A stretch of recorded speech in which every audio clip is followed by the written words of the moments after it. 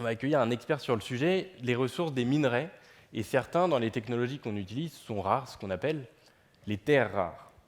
Alors, c'est le sujet de la prochaine conférence, qui est parrainée par la métropole Rouen-Normandie. Je vais inviter d'ailleurs Doralie Besnard à me rejoindre pour introduire la conférence. Doralie est chargée de développement à la transition numérique à la métropole Rouen-Normandie. Bonjour Doralie. Bonjour. On peut l'applaudir. Merci Hugo. Je suis ravie d'être à vos côtés. Effectivement, sur scène, on discerne à peine vos visages. Je suis vraiment ravie d'être à vos côtés. J'excuse Abdelkrim Marchani, qui est l'élu au numérique à la métropole de Rouen, qui ne pouvait pas être à nos côtés ce matin. Mais je ne vous cache pas que quelque part, ça me fait plaisir. Parce que moi, quand je me suis réveillée ce matin, j'étais heureuse de la perspective de passer la journée au NWX Festival. Certains d'entre vous me connaissent peut-être, tout simplement parce que j'ai une petite histoire d'amour avec ce festival. Il y a maintenant beaucoup d'années, je crois que la première édition, ça devait être 2015-2016. À l'époque, j'étais directrice d'NWX. Et il y a Thierry Sampère, pour ne pas le citer, qui était président et qui a eu cette idée un peu folle de dire « et si on faisait un événement qui va mêler pertinence et impertinence ?» On va faire venir des sociologues, des philosophes, ils vont nous parler du monde de demain et du rôle du numérique dans tout ça. Et en fait, je vois qu'après autant d'années, ça marche toujours. Merci Laura. Merci Laura, elle a fait une intervention incroyable pour débuter la journée. C'est waouh. Et je voyais la bouée flamant rouge, je voyais Hello Kitty et Laura au milieu avec la pertinence de tout ce qu'elle nous disait. Ils disaient ouais, on est vraiment resté dans l'ADN et c'est très chouette. Voilà. Donc effectivement, la métropole parraine cette thématique des terres rares. Et plus globalement, toute la question du numérique responsable, parce que c'est vraiment quelque chose qui nous tient à cœur. D'ailleurs, dans la salle, je remercie les entreprises et les communes qui suivent le parcours numérique responsable qui est porté par la métropole et qui vise à encourager les structures à créer une dynamique en interne. Et ce n'est pas forcément simple. Donc sachez que si le sujet vous intéresse, vous pouvez vous adresser à nous et à plein d'autres acteurs qui émergent aussi sur ces questions de numérique responsable, dont Guillaume et dont Terranum. Donc voilà, moi je suis très très contente et j'espère que vous aussi vous profiterez de ce sujet qui est tellement important de préserver notre planète parce que les ressources ne sont pas illimitées. Merci Doralie. Posez le micro.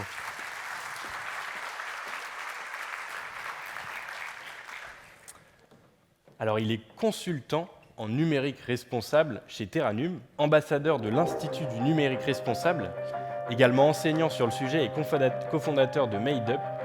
Mesdames et messieurs, je vous demande d'accueillir, je vais laisser place à monsieur Guillaume Gallon.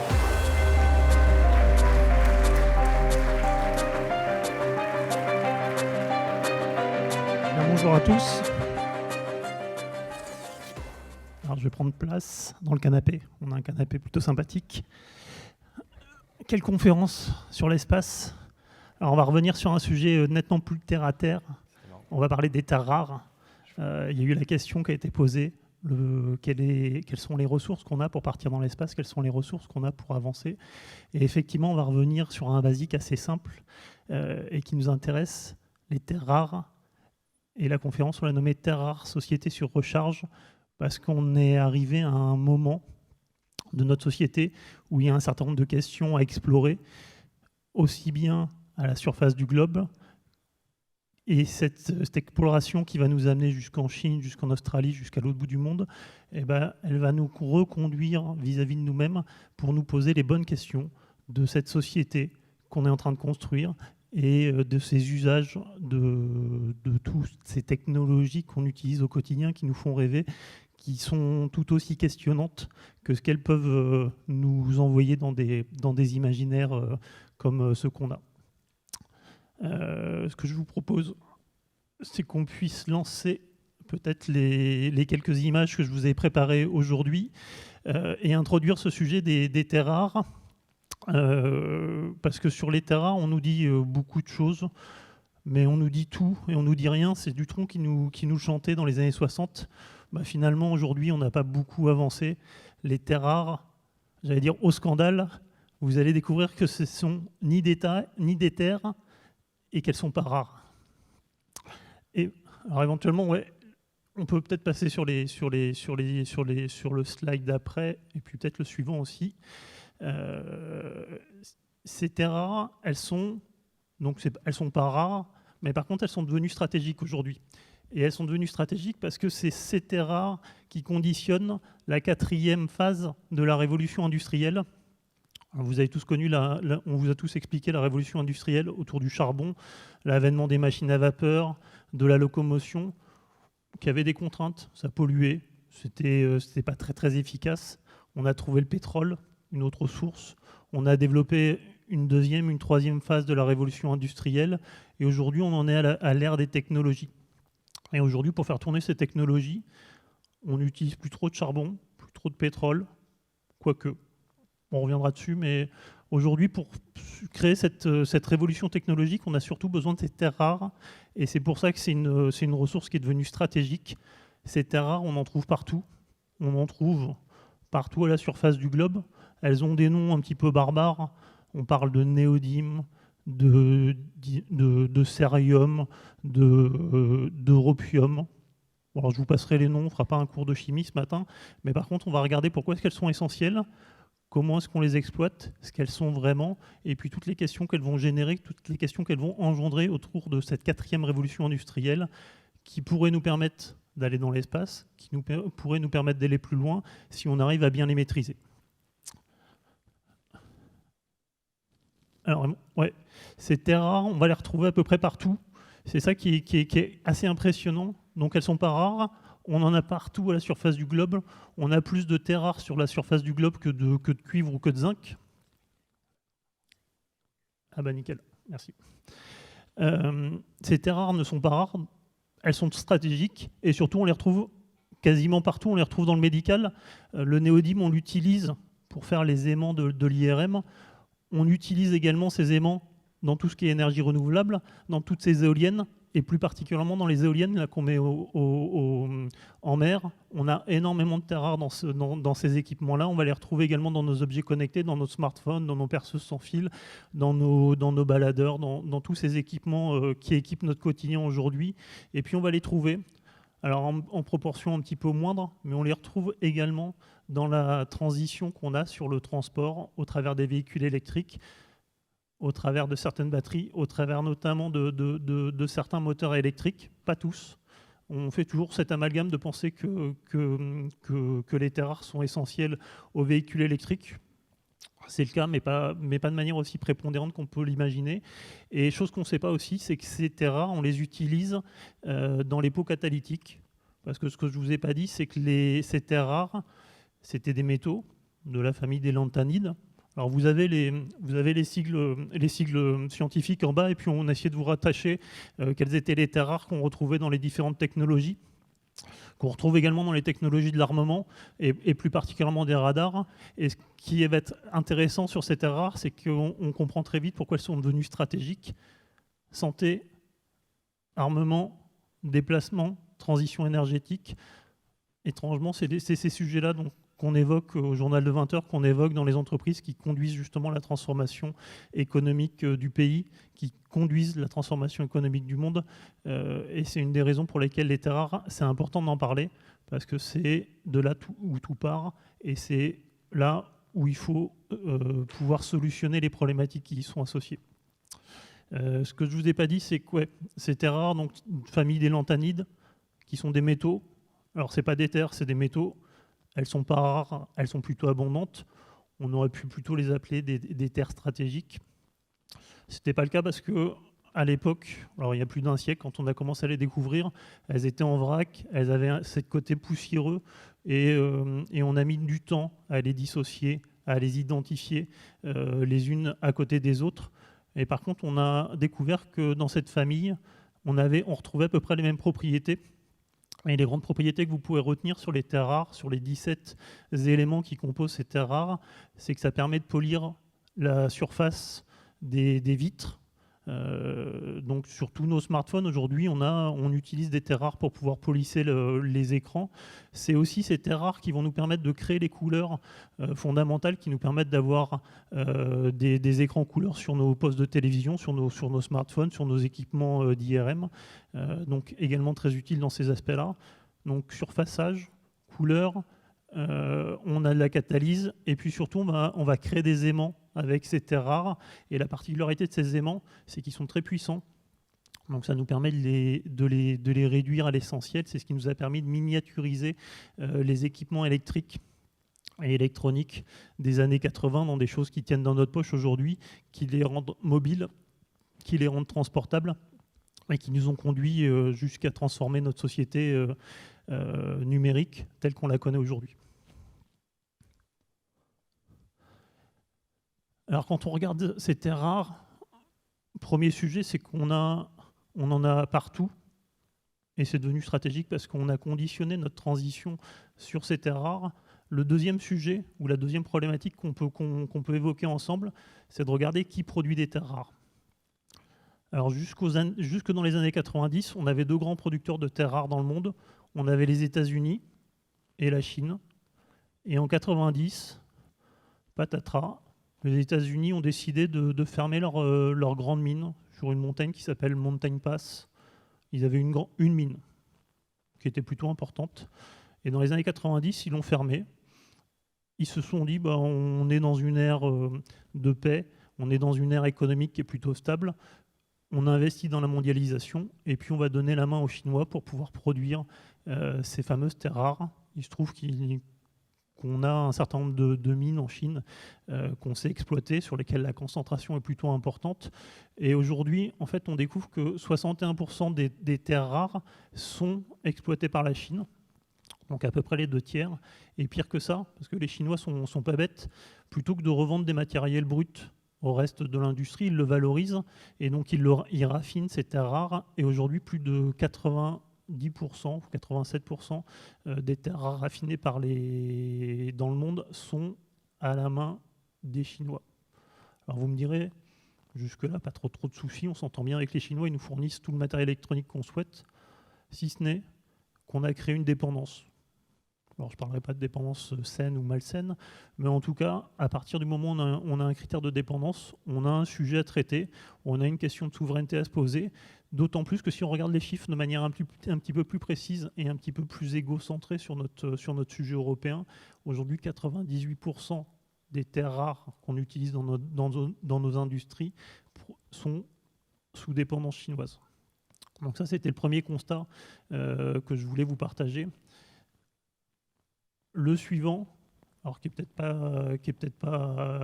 pas mieux, et qui pose d'ailleurs un vrai sujet de compréhension et de lisibilité. C'est aussi une des raisons pour lesquelles je suis content d'être là avec vous ce matin pour parler des terres rares, parce que vous allez découvrir que les terres rares, donc elles sont des métaux qui sont plutôt répandus sur la Terre, et bizarrement, les éléments qu'on voit à côté, nickel, cobalt, lithium, coltan, qui sont ces éléments qui permettent de fabriquer les batteries. Ces batteries-là qui fonctionnent souvent très très bien avec notre smartphone, avec tous les équipements sans fil, également en médecine, dans l'armement. Ces batteries, elles sont dépendantes des terres rares. Enfin, en tout cas, elles fonctionnent de pair à pair. C'est aussi des métaux pour la plupart. Et que ces métaux-là, eux, sont pour le coup très très rares. Et la deuxième problématique qu'on a par rapport à cet écosystème, c'est qu'elles sont sous dépendance également de la Chine, en partie de la Russie, un petit peu en Philippines et également en République démocratique du Congo, qui sont les grands producteurs de ces éléments. Et aujourd'hui, on a basé une transition de cette quatrième ère industrielle sur le numérique, sur l'Internet, sur la dématérialisation, sur les IoT, ces petits équipements qu'on met autour du poignet ou qu'on positionne dans les villes pour pouvoir rendre plus intelligents nos différents services, nos différents utilities dans ces villes. Aujourd'hui, on est dépendant de l'approvisionnement d'un certain nombre de pays qui nous posent question. Alors la Russie, je ne reviens pas sur le sujet. La Chine, on y a nos terres rares, on y a mis tous les composants nécessaires à la production de nos piles et de nos batteries. Donc en tout cas, ça nous interroge et on se dit qu'on a potentiellement un problème de dépendance, potentiellement un problème de géopolitique sur ces éléments-là. Donc on a une question de souveraineté à pouvoir réaffirmer et c'est ce sur quoi on travaille depuis quelques temps et notamment en Europe. pour retrouver une souveraineté, une autonomie, et puis une capacité de se remettre à la table des négociations des technologies, et cette capacité de casser, ou en tout cas de pondérer cette dépendance qu'on a vis-à-vis de la Chine. Et il se trouve que pas plus tard qu'il y a 6 mois, on a réidentifié à Kiruna, dans le nord de la Suède, une grosse mine qui va nous permettre d'extraire des terres rares sur notre territoire. Et puis un petit peu plus proche, avec Imerys, dans l'Allier, on a trouvé, enfin on les connaissait, mais on ne les exploitait pas encore, on a trouvé des mines de lithium qui vont nous permettre d'alimenter une grande partie de ce lithium dont on pourrait avoir besoin pour transitionner notre mobilité vers la mobilité électrique. Alors vous me direz, on est pas mal, parce que finalement, comme je vous l'ai dit, les terres rares sont répandues à peu près partout dans le monde. On sait les exploiter. Et pourquoi est-ce qu'on avait finalement laissé la main aux Chinois dans les années 90 ? Parce qu'une mine, ça ressemble à ça. Parce qu'une mine, c'est pas anodin.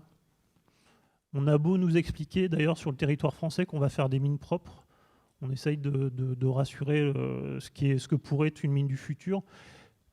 Alors, encore une fois, je ne suis pas là pour juger ce matin de ce qu'il en est, mais en tout cas, les mines qu'on connaît, elles ressemblent plutôt à ces excavations où on a détruit la nature, on n'a plus d'animaux qui vivent, on n'a plus de nature, plus de végétation.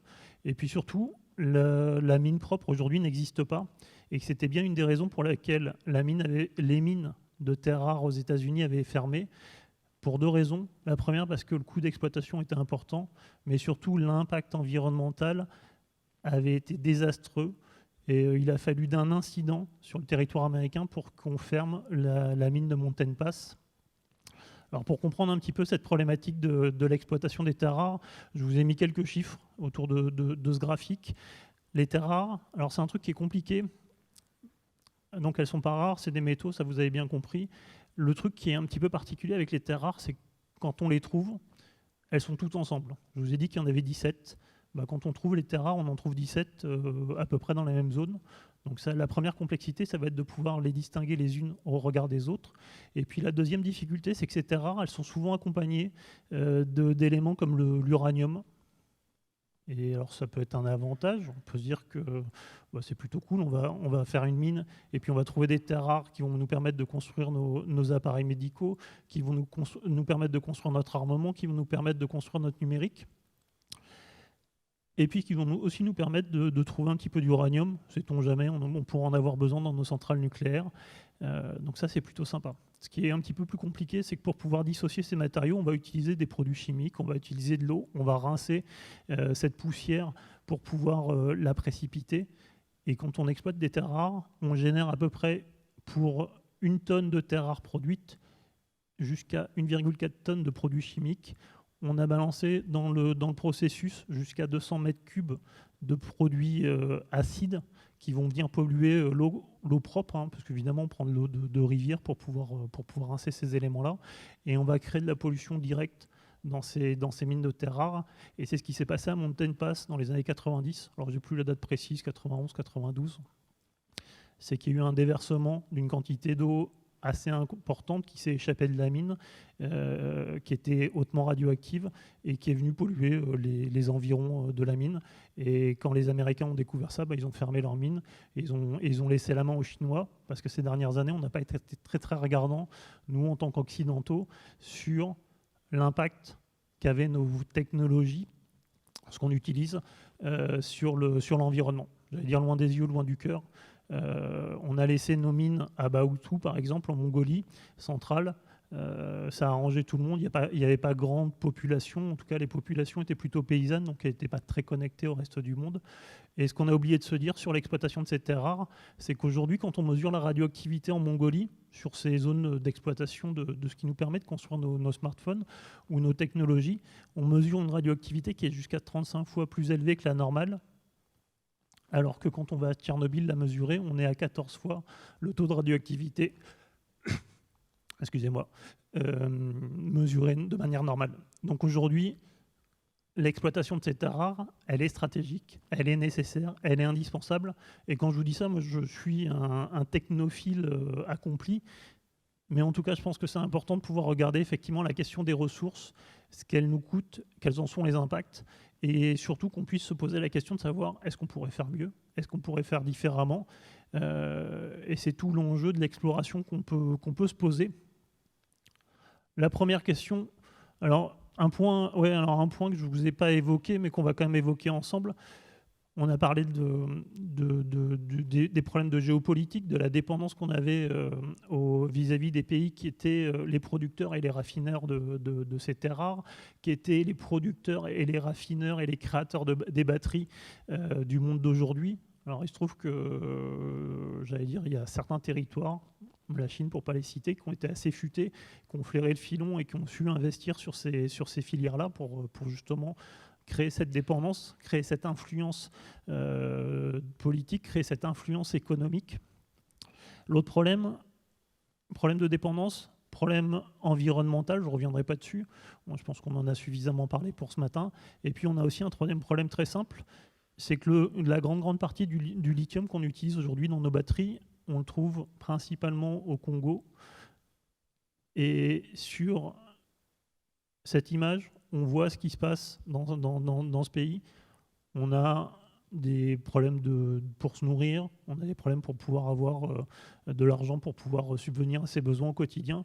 Donc du coup, les enfants, ils vont creuser au pied des portes, au pied des montagnes pour aller chercher ces fameuses ressources qu'on appelle là-bas l'or bleu.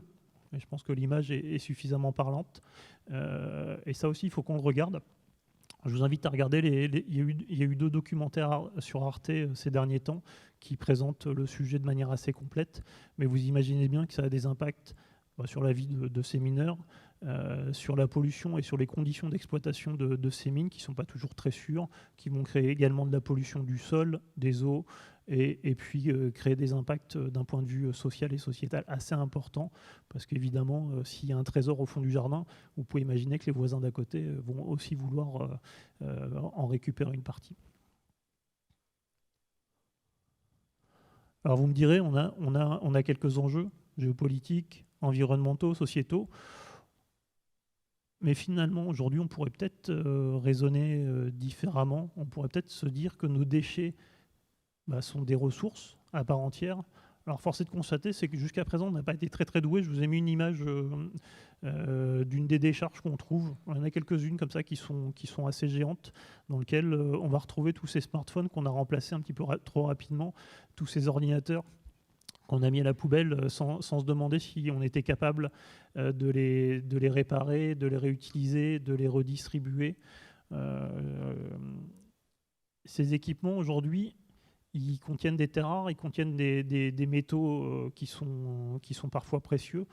La citation que j'aime bien, enfin en tout cas le chiffre que j'aime bien rappeler, c'est qu'on trouve dans une tonne de smartphones plus d'or que dans une tonne de minerais de sortie de la mine. Donc il y a de la richesse dans ces équipements électroniques qu'on met au rebut, dans ces 53 millions de tonnes de D3E qu'on mesure tous les ans. C'est juste énorme.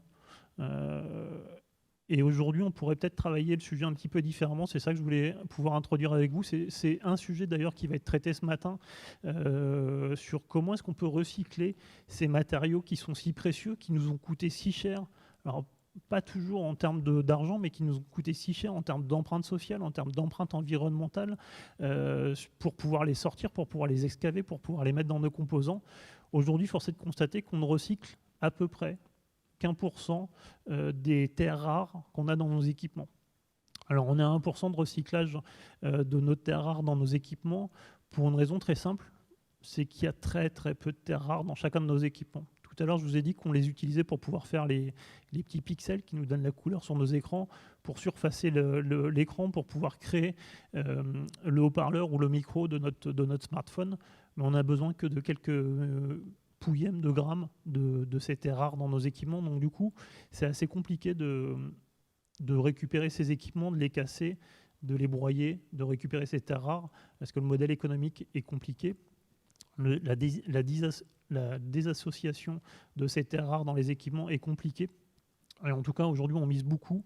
Et ce matin, il y a une conférence de WeCycling sur cette recherche qu'on met en place justement pour pouvoir améliorer les choses, pour éviter cet écueil-là, pour éviter les écueils précédents de l'exploitation des terres rares, et en tout cas rentrer dans une société qui se veut être un petit peu plus harmonieuse, un petit peu plus responsable.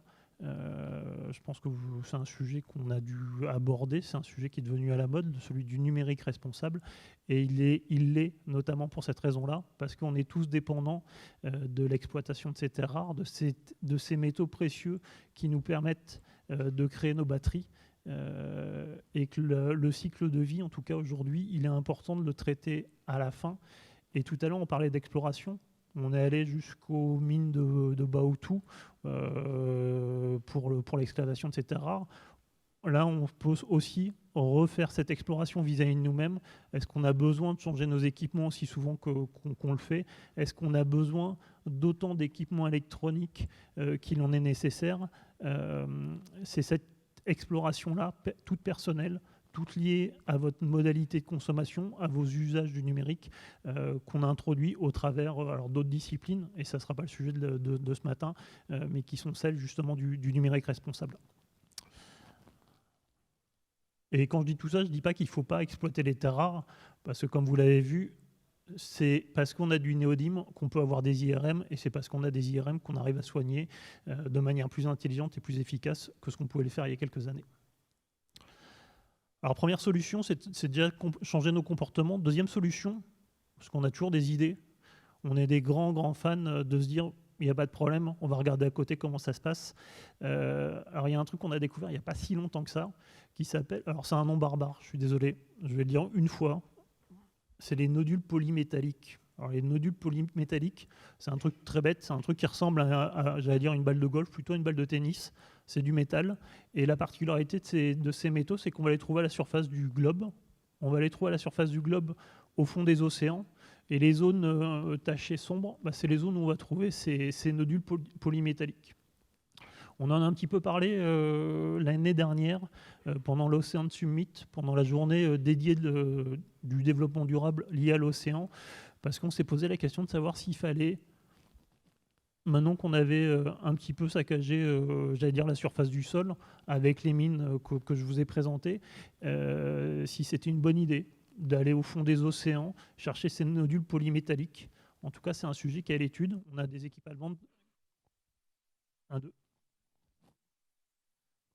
On a des équipes allemandes qui travaillent là-dessus, qui réfléchissent à ces sujets-là. Et en tout cas, les premières études montrent que sur les premières exploitations qu'on a testées, on est allé chercher ces nodules polymétalliques avec des équipements sous-marins, mais la biodiversité et les populations marines qui étaient avoisinantes ne sont pas revenues s'installer sur ces zones de récolte qu'on a testées en 2017-2018. Donc on est en 2023. Donc en tout cas, ça nous interroge. Est-ce qu'on serait en capacité d'aller chercher ces fameuses terres rares au fond des océans sans créer plus d'impact que ce qu'on en voudrait? En tout cas, ça, on y travaille. L'autre sujet qu'on pourrait se poser et qu'on va explorer et que vous allez explorer tout au long de la journée, c'est de se demander si ces fameuses terres rares, on ne peut pas les trouver plus loin, j'allais dire au-delà de l'espace. Et c'est un des fantasmes que porte l'exploration spatiale. Alors bon, j'ai compris aux questions de ce matin que vous étiez peut-être pas tous fans de cette idée. Et encore une fois, en tout cas, mon propos ce matin, c'est pas de dire c'est pas bien de croire en cette capacité qu'on pourrait avoir à aller chercher nos matériaux stratégiques sur des comètes. Alors bon, vous me direz, vous avez peut-être vu Don't Look Up. Je crois que ça se termine pas très bien. Mais l'idée, elle est là. Cette idée, ce fantasme, on l'a depuis des années. On a des gens comme Elon qui y croient dur comme fer, parce que partir dans l'espace, c'est sympa. Payer son accostage à la station spatiale, c'est sympa. Mais ce qu'il faut, c'est trouver un modèle économique, c'est trouver un modèle de profitabilité. Et certains, en tout cas, misent sur ces futurs possibles. Et la question que j'aimerais vous poser, c'est tout simplement, et que j'aimerais qu'on se pose, c'est tout simplement de savoir si le jeu en vaut la chandelle, si on est capable de maîtriser et de compenser les impacts de cette exploration. Parce qu'évidemment, pour partir dans l'espace, il nous faudra des terres rares, il nous faudra des batteries, il nous faudra du pétrole, pire que ça, il nous faudra du charbon, parce que c'est ce qu'on a oublié de se dire sur le slide des révolutions industrielles, c'est que les révolutions industrielles se sont succédées les unes au travers des autres, mais aujourd'hui on cumule le charbon qui produit encore de l'énergie, de l'électricité pour être plus précis, dans la plupart des centrales aux quatre coins du monde. En France, on est une exception, on a de l'éolien, on a du nucléaire, on pense que les énergies sont propres aux quatre coins du monde, ce n'est pas le cas. Le charbon, on l'utilise encore énormément, notamment sur les territoires américains, sur les territoires chinois, pour pouvoir construire de l'énergie.